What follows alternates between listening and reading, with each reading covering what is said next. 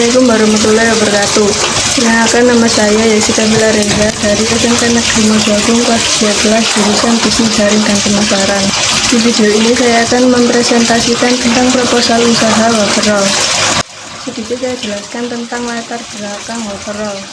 Minat masyarakat terhadap Waferrol sebagai makanan ringan cukup besar. Hal ini disebabkan karena Waferrol merupakan makanan ringan yang praktis dalam penyajiannya dan memiliki masa simpan yang relatif panjang. Dengan semakin banyaknya kesibukan, masyarakat menginginkan hal-hal yang praktis dan cepat, termasuk dalam hal makanan ringan yang praktis penyajiannya, dalam arti mudah diterima dan digemari dan memiliki masa simpan yang cukup lama. Nah, produk Waferrol ini merupakan makanan ringan yang memenuhi kriteria tersebut. Selanjutnya, yang pertama saya akan membahas tentang analisis peluang produk. Jadi yang pertama ada strength atau kekuatan, yaitu mudah dicari baik secara langsung maupun via online. Bahan mudah didapat, menarik bagi anak muda zaman sekarang dan menggunakan krim yang melimpah. Yang kedua ada weakness atau kelemahan. Jadi kelemahan yang ada di produk saya yaitu ketahanan makanan yang tidak tahan terlalu lama. Produk ini terlalu banyak di pasaran, inovasi produk tergolong rendah, dan harga bahan baku yang naik membuat produksi dibatasi. Selanjutnya yang keempat ada opportunity atau peluang. Peluang dalam produk saya yaitu bahan baku maupun bahan tambahan mudah didapat. Permintaan makanan ringan selalu meningkat sehingga untuk berkembang menjadi lebih besar. Makanan yang banyak dicari pada event tertentu dan banyak tempat yang strategis. Terakhir, yang keempat ada threat atau ancaman, yaitu produknya mudah ditiru dalam segi produksi. Produk tidak tahan terlalu lama. Banyak kompetitor yang memproduksi makanan ringan serupa.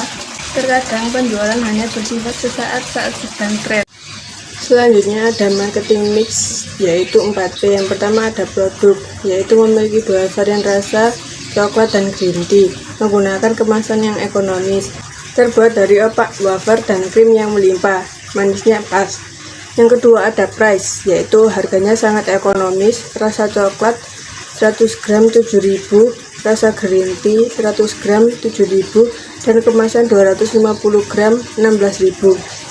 Yang ketiga ada promosi, yaitu promosi melalui Instagram dan WA, membuat konten di Reels Instagram, mempromosikan dari mulut ke mulut, dan membuat konten YouTube. Yang keempat ada flash, yaitu dijual di kantin-kantin sekolah, dijual di sosial media Instagram dan WhatsApp, dijual di toko-toko camilan, dan dijual melalui marketplace seperti Shopee. Berikutnya saya akan membahas analisis modal. Berikut analisis peluang produk Waferrol. Jadi modal yang saya pakai yaitu Rp283.000.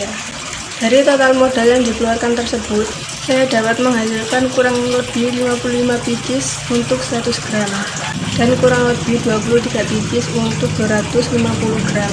Keuntungan yang ingin saya peroleh dari Waferrol ini adalah 2.000 untuk 100 gram dan 3.000 untuk 250 gram per biji, sehingga harga jual produk sebagai berikut. Selanjutnya saya akan membahas perhitungan laba dan rugi. Berikut gambarnya. Nah, dari gambar tersebut laba yang saya dapat sebesar Rp470.000. Lalu ada laporan perubahan modal dan laporan neraca. Dari laporan neraca tersebut, peralatan yang saya pakai meliputi sendok, wadah, loyang, dan oven. Untuk bab selanjutnya saya akan membahas hasil pemasaran. Yang pertama yaitu analisa keuntungan. Di sini terdapat dua biaya, yaitu FC biaya tetap dan VC biaya variabel sebagai berikut. Selanjutnya ada BEP dalam rupiah dan BEP dalam unit. Yang kedua ada analisa resiko. Apa saja sih analisa resiko itu? Nah, jadi terdapat 4 resiko. Yang pertama, resiko keuangan. Jadi, resiko keuangannya yaitu harga bisa naik sewaktu-waktu karena harga bahan baku yang tidak tentu dan bisa berubah sewaktu-waktu.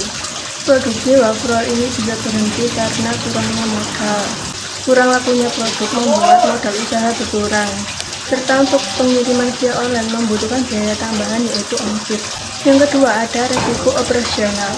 Antara lain operasional tidak teratur karena SOP yang kurang jelas. Lambatnya proses produksi dikarenakan tenaga kerja yang kurang. mesin terbatas, produksi kurang efektif, dan tidak konsisten dalam melayani. Selanjutnya yang ketiga ada risiko pemasaran, yaitu risiko minim. Tempat jauh dari target pemasaran karena kurangnya modal untuk membangun tempat di tempat yang strategis. Brand baru yang kurang dikenal masyarakat. Dan yang terakhir tidak membuka cabang. Selanjutnya yang keempat ada risiko produk, antara lain produk sulit diinovasi. Produk hanya bertahan beberapa bulan, produk mudah remuk, dan kemasannya kurang menarik. Nah, jadi kesimpulan dari saya adalah membuka usaha kuliner merupakan bisnis yang menjanjikan.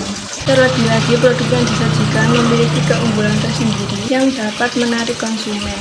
Waffle roll ini disajikan dengan rasa manis yang pas dan cocok bagi pecinta makanan manis. Pada intinya bisnis itu bagaimana cara kita mendapatkan keuntungan yang besar dengan modal yang seefisien mungkin. Kemudian saran dari saya adalah gunakan modal yang seefisien mungkin, tetapi jangan sampai mengorbankan mutu dan kualitas produk yang dihasilkan. Jangan takut untuk memulai suatu bisnis karena sesungguhnya halangan terbesar berasal dari diri sendiri. Sekali memulai bisnis, maka tekunilah untuk mencapai kemajuan. Tetap jaga kualitas produk, karena nama besar produk dan brand image adalah aset besar yang perlu dijaga. Baik, sekian presentasi dari saya. Apabila ada kata-kata yang kurang, mohon dimaafkan sebesar-besarnya. Wassalamualaikum warahmatullahi wabarakatuh.